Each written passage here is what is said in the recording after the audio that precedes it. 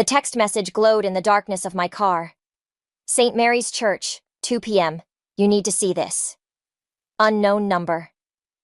My hands trembled as I gripped the steering wheel, watching guests filter into the old stone building through my rain-streaked windshield. I'm Eleanor.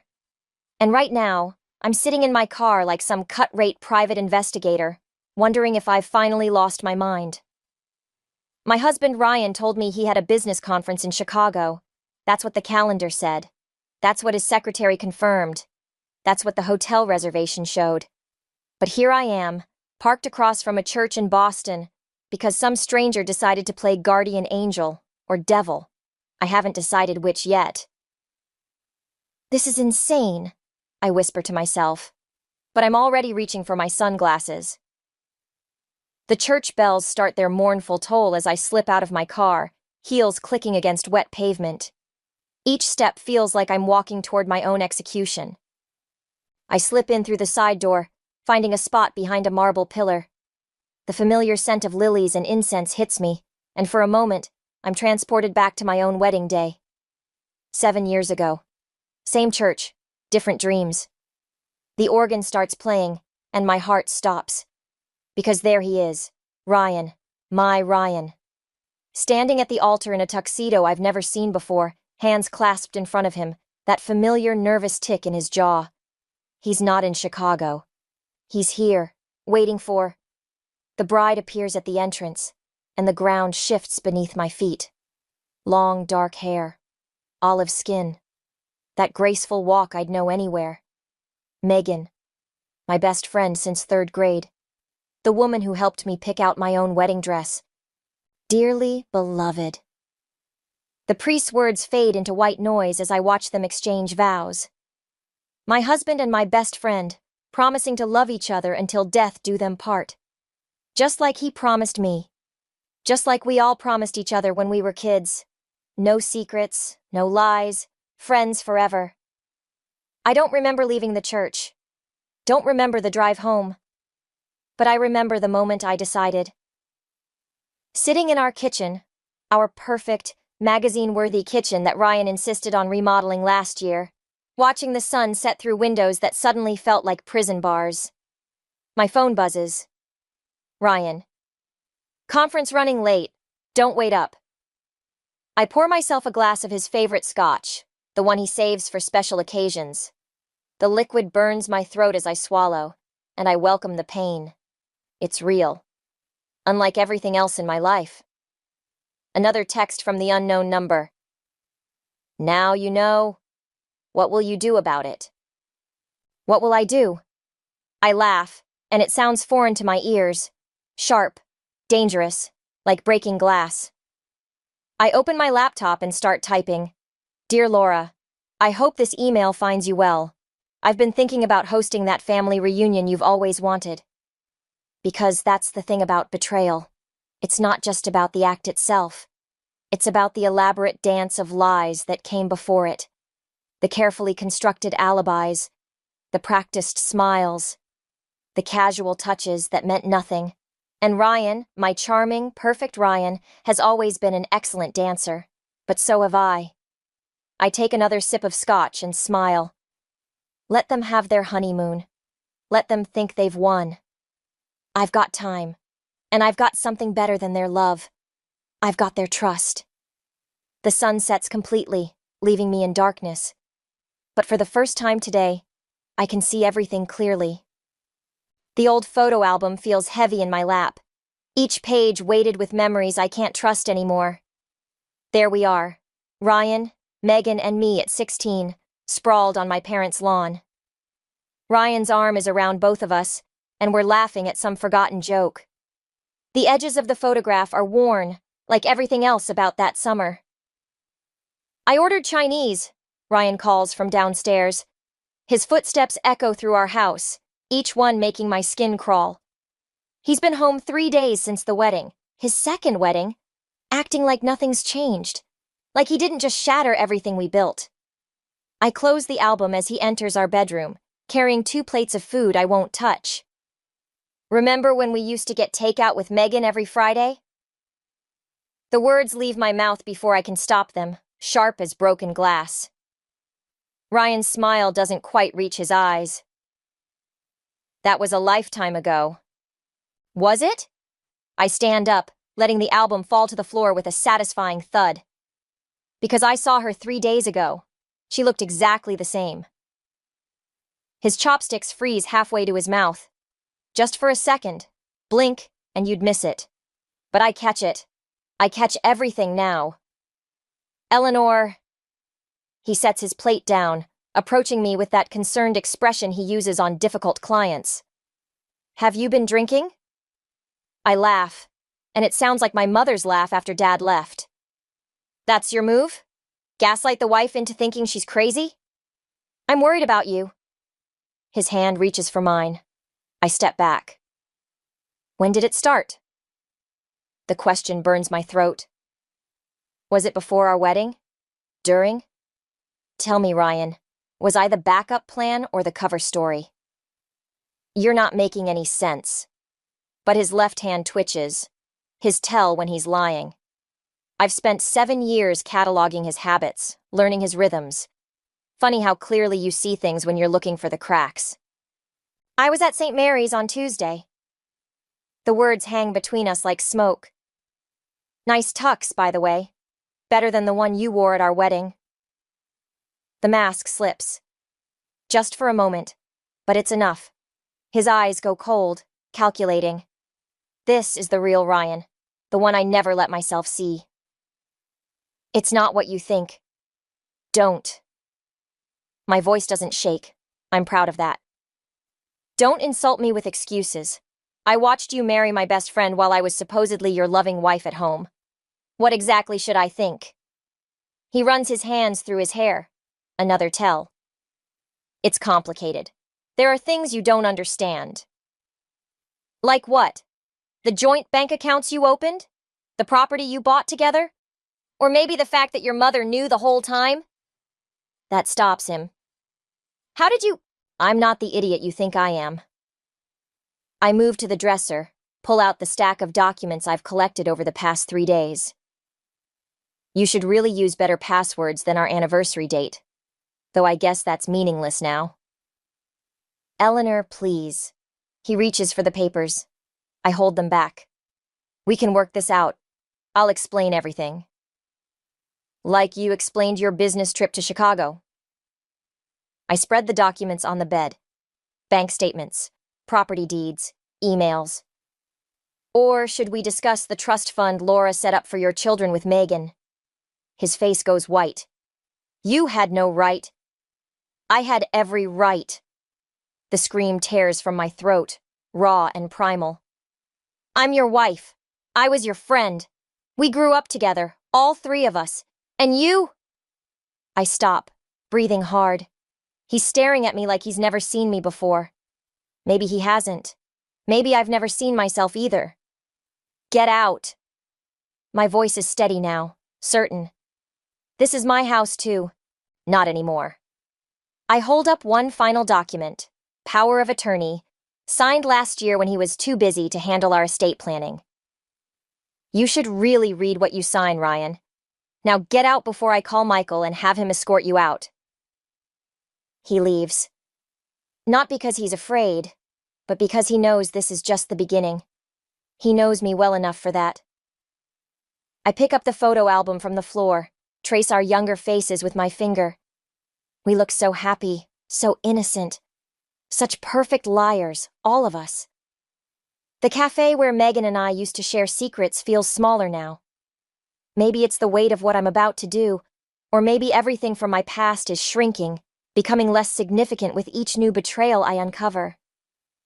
Megan slides into the seat across from me, still wearing her wedding ring. My wedding ring's twin. The sight of it makes my coffee taste like acid. I didn't think you'd come, she says, fingers nervously tracing the rim of her untouched latte. Funny, I didn't think you'd marry my husband. The words come out softer than intended, which somehow makes them cut deeper. She flinches.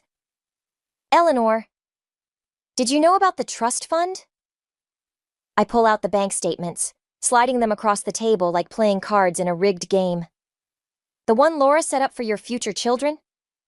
Her face drains of color. Not from guilt, from anger. Interesting. What trust fund? Now that's genuine surprise. I watch her scan the documents, her hands shaking slightly. $3 million, I continue. Set aside for the grandchildren Laura always wanted.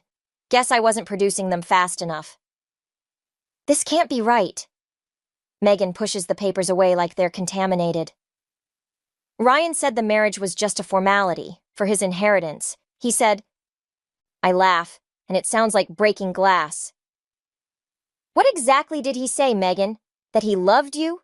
That I was cold, distant, career-obsessed? That's what he told his mother about me last month. She looks up sharply. How do you know that? Because I've spent the last week discovering just how thoroughly my husband, our husband, has been playing us both. The waiter approaches. We both wave him away without looking up. There's more, I continue, pulling out my phone. Want to hear the recording of Ryan discussing property investments with Laura? The ones using your family's real estate connections? My family's... Megan's voice trails off. Her mother, Grace, owns one of the largest real estate firms in Boston. A detail Ryan knew well before he ever asked me out. Did you ever wonder why he chose us? The question hangs between us like smoke. The two best friends who'd never betray each other? The perfect cover story. Stop! Megan stands up so quickly her chair scrapes against the floor. You're trying to hurt me because I hurt you. I get it. I deserve it, but... Sit down. My voice doesn't waver. You haven't heard the best part yet. She sits, more from shock at my tone than obedience. Remember that summer internship Ryan helped you get at Grace's firm? The one that convinced your mother he was such a wonderful guy? I slide one more document across the table. Look at the date on that property transfer. Her hands shake as she reads. This is my mother's signature, but she would never sell her prime development property for half its value. She didn't know she did. Check the witness signatures. Megan's face crumples as she recognizes her own handwriting. I was just notarizing documents. Ryan said it was practice for my license. While I was planning our wedding, you were unknowingly helping him steal from your own mother. The truth tastes bitter on my tongue. He played us both, Megan. The only difference is, I figured it out before he could take everything. She looks up at me, really looks at me, for the first time since she sat down. What are you going to do? I stand up, gathering the documents. Wrong question. The real question is, what are we going to do? We? You have two choices. Keep playing his game and lose everything, or help me take him down. I pull out one final document, a USB drive containing everything I've discovered. Your mother's company, my savings, Laura's reputation. He's built his entire plan on the assumption that we'd never compare notes. Megan stares at the drive like it might bite her. If this gets out, everything burns. I place my hand over hers, feeling the wedding ring that matches mine. But this time we'll be the ones holding the matches. She closes her fingers around the drive, and I see a glimpse of the friend I used to know. Fierce, loyal, unstoppable when crossed. When do we start? I smile, and for the first time in weeks, it feels real. We already have. 3 empty wine bottles mock me from the kitchen counter. Not my usual poison, but tonight isn't usual. The documents from Ryan's office are spread across our dining room table, our wedding gift from Laura, like pieces of a puzzle I never wanted to solve. My phone lights up. Another message from Ryan. Please, let's talk about this rationally. Rational. Like the systematic way he built this house of lies. Like the calculated precision with which he chose his marks. The phone buzzes again. Megan this time. Grace is asking questions. We need to move faster. I switch it off, but my hands won't stop shaking. The magnitude of what we're planning finally hits me. This isn't just about exposing Ryan anymore. We're talking about destroying families, reputations, lives. The doorbell rings. For a moment, I consider ignoring it, but then I hear the key in the lock. Only one person besides Ryan has that key. Jesus, Eli. Michael steps into the dining room, taking in the chaos. When's the last time you slept? I wave vaguely at the papers. Did you know Ryan's father killed himself? Michael freezes. What? 10 years ago, right after Ryan graduated law school. I hold up the newspaper clipping I found buried in Laura's financial records. Officially, it was a hunting accident. Unofficially, I push forward a stack of bank statements. He discovered Laura and Ryan had been embezzling from his company for years. Christ. Michael sinks into a chair. Does anyone else know? Just the person who's been sending me anonymous tips. I tap the burner phone on the table. They sent me this today. Copies of William Mitchell's suicide note. He tried to stop them, Michael. He tried to expose them, and they... My voice cracks. Eli. Michael reaches for my hand, but I pull away. I'm becoming them. The words taste like ash. All these plans for revenge, for justice. I'm turning into exactly what I hate. No, you're not. Michael's voice is firm. You're protecting people. Grace's company, your future, Megan's. Am I? I stand up, pacing. Or am I just so focused on destroying Ryan that I don't care who gets caught in the crossfire? Because right now, I'm sitting here planning to expose everything at the family reunion, knowing it will devastate people who had nothing to do with this. Like who? Like Ryan's sister's kids, who'll lose their college fund when I expose Laura's financial schemes. Like Grace's employees, who might lose their jobs if the company's reputation tanks. I grab one of the wine bottles, not caring that it's empty. Like William Mitchell, who died trying to do the right thing while I'm plotting elaborate revenge scenarios like some comic book villain. Michael is quiet for a long moment. Then he stands up and takes the bottle from my hand. You want to know the difference between you and them? I look away, but he continues. You're standing here at 3 a.m, torturing yourself about the moral implications of your actions. They're sleeping peacefully, counting their money and planning their next con. That doesn't make it right. No, it doesn't. He starts gathering the papers, organizing them methodically. But it means you have a choice. You can expose everything dramatically at the reunion like you planned, or what? Or we do this the right way. Legally. Carefully. He holds up William Mitchell's suicide note. We finish what Ryan's father started, but we do it smart. We protect the innocent parties first. The burner phone buzzes. Another message from the anonymous source. Ask Laura about the offshore accounts. I stare at the message, then at the chaos spread across my dining room table. 7 years of marriage, a lifetime of friendship, generations of lies, all leading to this moment. Okay, I say finally. Show me how to do this right. Michael nods, pulling out his phone. First, we need to talk to someone who specializes in financial fraud. I know a guy. Wait, I grab his arm. Before we do this, I need to know something. Are you helping me because I'm right? Or just because I'm your sister? He meets my eyes steadily. Both. And neither. I'm helping you because someone needs to stop them, and you're strong enough to do it without becoming them. I look at the empty wine bottles, the scattered papers, the evidence of my near descent into their world of manipulation and revenge. Maybe he's right. Maybe there's a better way to burn it all down. Michael's lawyer friend keeps talking, but I'm fixated on the single sheet of paper in front of me. A list of names. Children, mostly. Beneficiaries of trusts that would collapse if we moved forward with our plan. The offshore accounts are just the beginning, James Harrison says, spreading more documents across his mahogany desk. Laura Mitchell's financial web extends through at least 3 generations of both families. How many people would be affected? My voice sounds distant, even to myself. Directly? Around 30. Indirectly? He shrugs. We're talking about dismantling a decades-long scheme. The ripple effects could impact hundreds. Michael leans forward. But we can prove the fraud. Easily.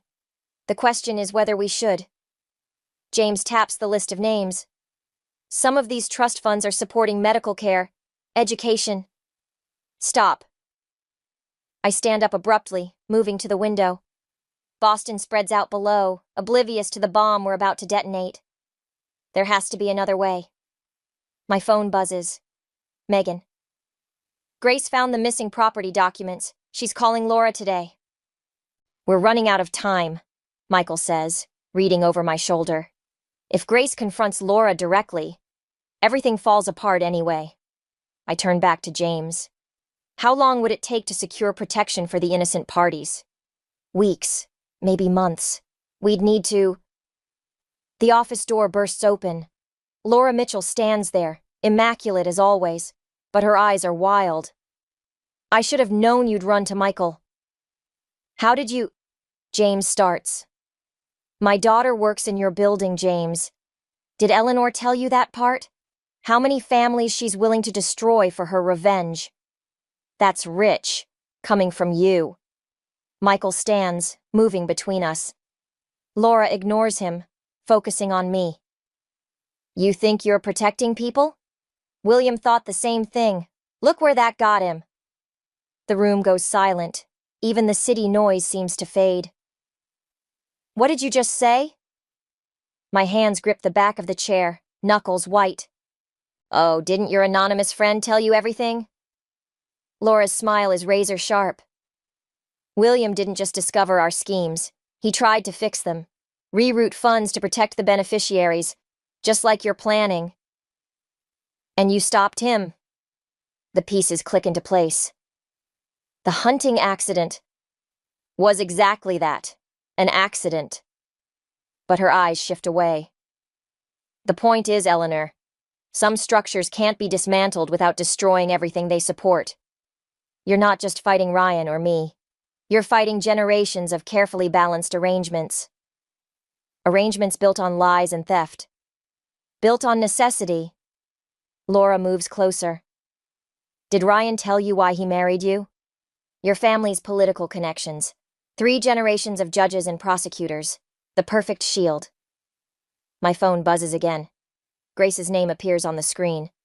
Take the call, Laura says softly. Listen to Grace discover what her daughter's been hiding. Watch another family shatter, or...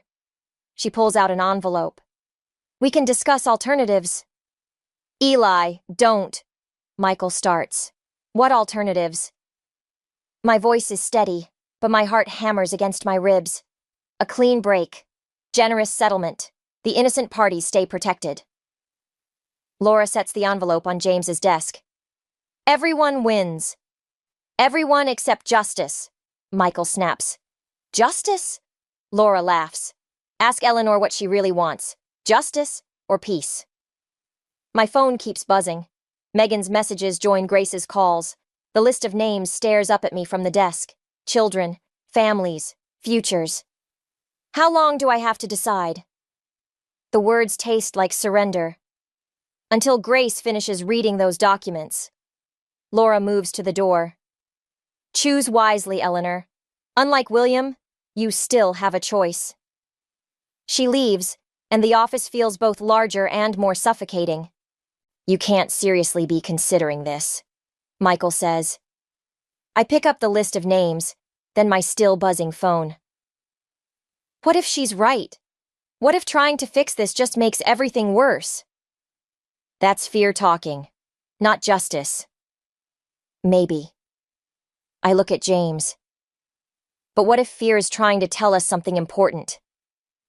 The phone buzzes one final time, then falls silent. Whatever Grace discovered, it's too late to stop it now. I pick up Laura's envelope, feeling the weight of decisions not yet made. I need to talk to Megan, I say finally, before we decide anything else. Because sometimes I'm learning, Revenge isn't about who you're willing to hurt, but who you're willing to save. The Mitchell family estate looms before me, its windows glowing like warning beacons in the dusk. Cars line the circular driveway, all the players assembled for what they think is a surprise anniversary party for Laura and her second husband. Last chance to back out. Michael stands beside me, holding the briefcase containing everything, every document, every recording, every piece of evidence we've gathered. They're already inside. Megan appears at my other shoulder, her voice tight. Grace is with them. Ryan's watching the door like a hawk. I adjust my black dress. Funeral appropriate, though they don't know that yet. Did you secure the exits? James has people stationed at every door. Michael checks his watch. Once you start, no one leaves until everything's exposed. The weight of Laura's envelope presses against my ribs, tucked into my dress. Her offer of silence, of protection for the innocent, still unopened. Still a possibility.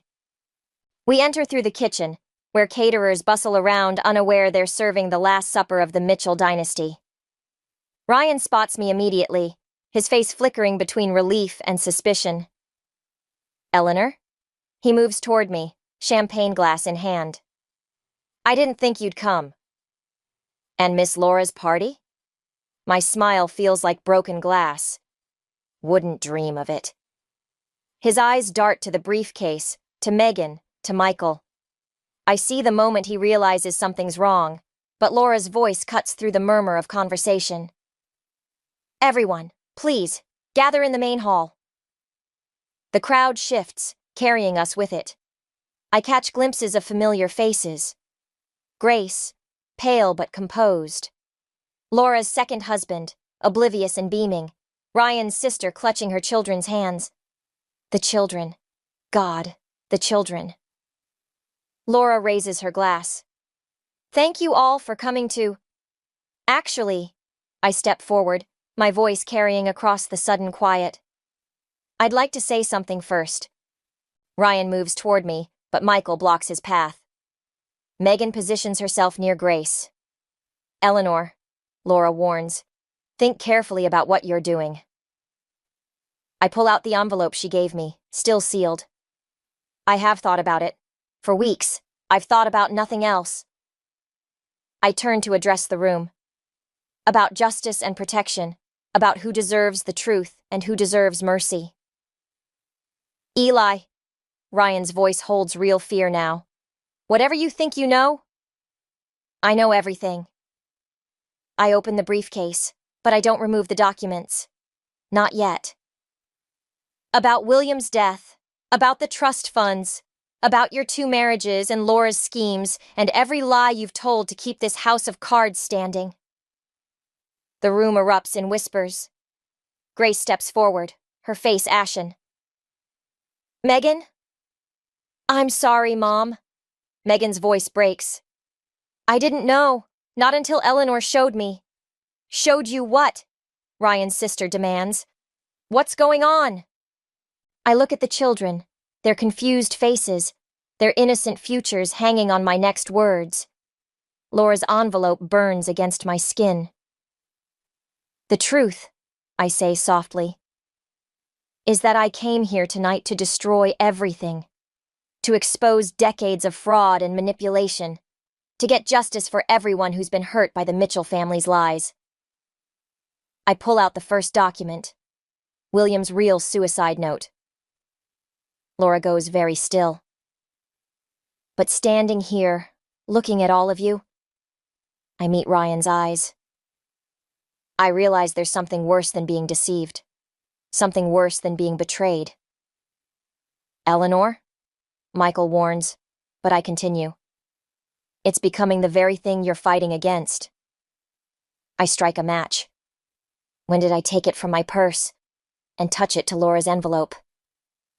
The paper catches quickly, and I drop it into the briefcase. No! Michael lunges forward, but it's too late.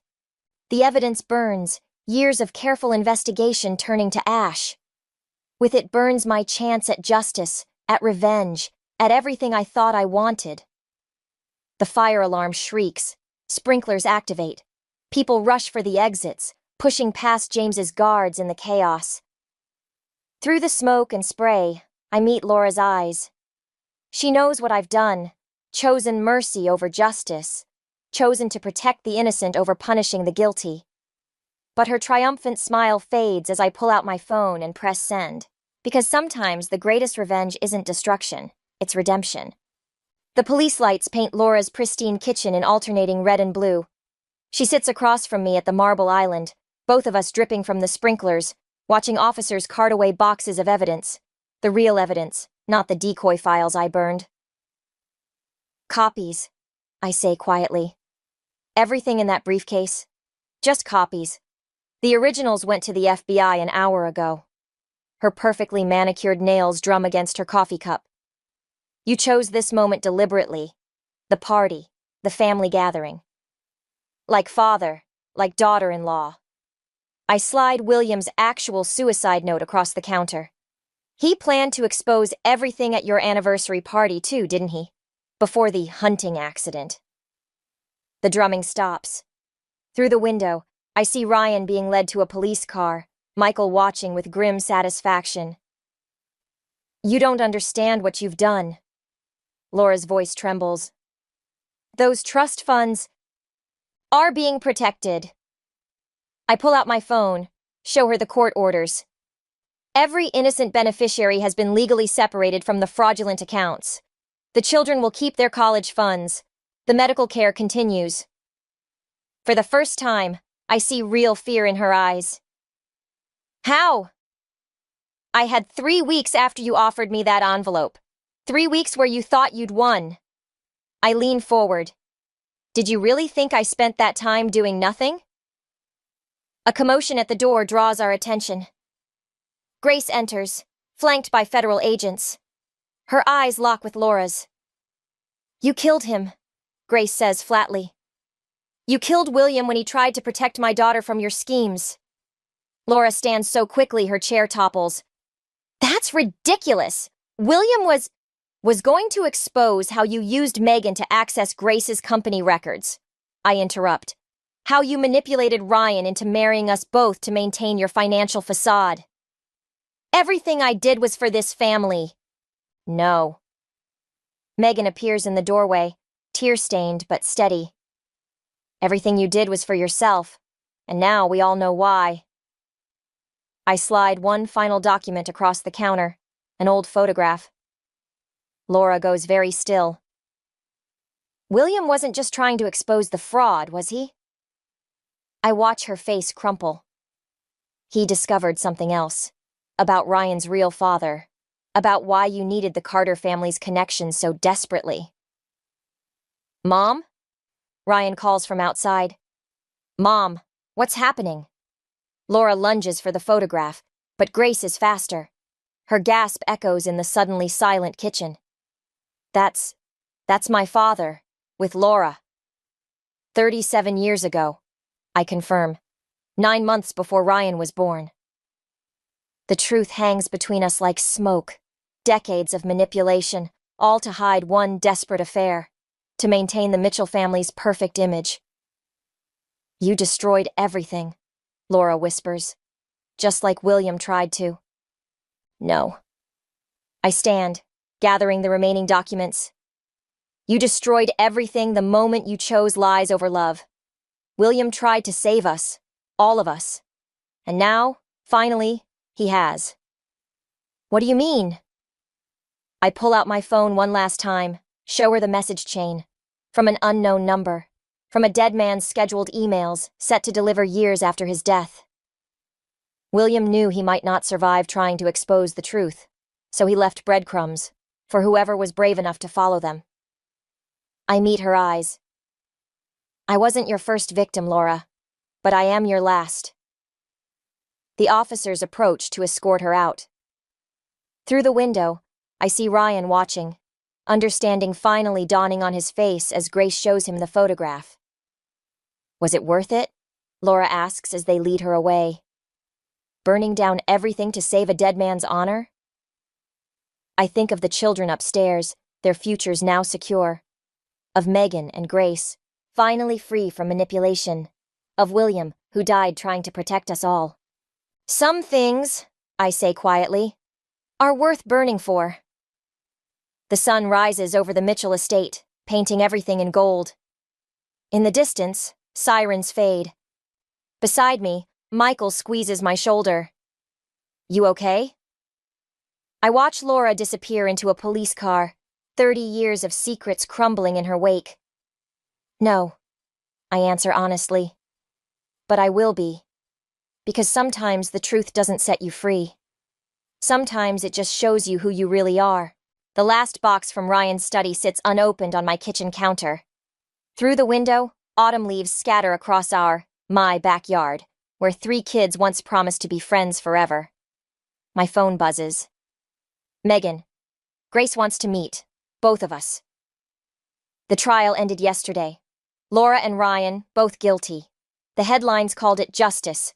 The society pages called it scandal. Neither quite captured the truth. I lift the lid from the box, expecting more evidence, more secrets. Instead, I find an old video camera, the kind we used that summer before college, when everything seemed possible. The doorbell rings. Megan stands there, looking smaller somehow, more like the girl I used to know than the woman who helped unravel everything. I found mine too, she says, holding up an identical camera. In Mom's attic. We set them both on the counter, these relics of who we used to be. Neither of us reaches to turn them on. Did you read Ryan's statement? She asks. No. I pour us both coffee. A habit from before, when friendship was simple. Did you? He said he loved us both. Her laugh sounds brittle. Actually believed it, I think. That's Ryan. I slide her cup across the counter. Living his own truth, even when it's a lie. The afternoon light catches the cameras, casting twin shadows. Megan touches one gently. We should watch them, she says. Before Grace arrives, before we decide what happens next. She nods. We both know Grace's meeting isn't just about reconciliation. It's about the future of her company, about trust and second chances, about whether some bridges can be rebuilt after they've burned. I connect the first camera to my laptop. The screen flickers to life.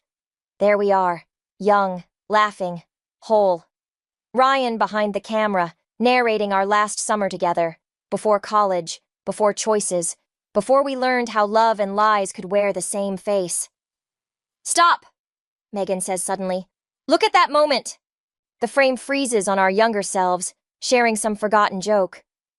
But it's Ryan's reflection in the window that catches my eye. The way he watches us both. Planning, even then. He didn't destroy us, I realize. He just showed us who we already were. What do you mean? You always wanted adventure. I always needed control. He just weaponized those truths. Megan's coffee goes cold, untouched. And now? The second camera sits dark, unwatched. Some truths, I'm learning, don't need to be seen to be understood. Now we choose, I say. Not between right and wrong, between easy and true. The doorbell rings again. Grace. Before Megan moves to answer, she grips my hand. I'm sorry, she whispers. Not for loving him, for forgetting how to love you first. I squeeze back, remembering Laura's final words at the trial. Love makes liars of us all. Maybe, I tell Megan, we stop trying to fix the past. Maybe we just build something new. She nods, understanding what I'm not saying. About Grace's company, about second chances, about how sometimes revenge isn't about destroying what was, but creating what could be. I open the door to Grace, noting how she carries herself now, straighter, stronger, free from decades of manipulation. The autumn wind scatters more leaves across the yard. Somewhere in a prison cell, Laura plots her appeals. In another, Ryan writes letters we'll never read. Life moves forward, messy and imperfect. I leave the cameras on the counter, untouched. Some memories don't need revisiting. Some truths are better lived than remembered. Grace spreads papers across my kitchen table, plans for rebuilding, for moving forward. Megan and I exchange glances, remembering other papers, other plans, other choices. Ready? Grace asks. I think of William, setting truth bombs to detonate years after his death. Of Laura, building walls to protect secrets that were never worth keeping. Of Ryan, loving so desperately he forgot how to love honestly. Yes, I say and mean it. Because sometimes the best revenge isn't about getting even, it's about getting free.